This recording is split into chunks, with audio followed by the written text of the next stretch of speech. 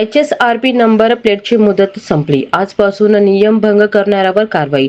सोलापूरसह राज्यातील 1 एप्रिल 2019 पूर्वी नोंदणी झालेल्या सर्व वाहनांसाठी उच्च सुरक्षा नोंदणी क्रमांक प्लेट HSRP बदलण्याची अंतिम मुदत 30 जून 2024 रोजी संपली आहे.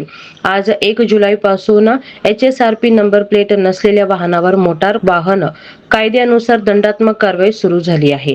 परिवहन विभागाने पोलीस संयुक्तपणे तपासणी मोहीम राबवणार असून नियमांचे उल्लंघन करणाऱ्या वाहन चालकावर दंड आकारला जाणार आहे. तसेच HSRP नसलेल्या वाहनांचे हस्तांतरण, पत्ता बदल, पुनर्नोंदणी, कर्ज नोंदणी व रद्द करणे यासारख्या सेवा बंद राहणार आहेत. मात्र 30 जून पूर्वी अधिकृत पोर्टलवर नोंदणी करून अपॉइंटमेंट घेतलेल्या वाहनधारकांना तात्पुरता दिलासा देण्यात आला आहे.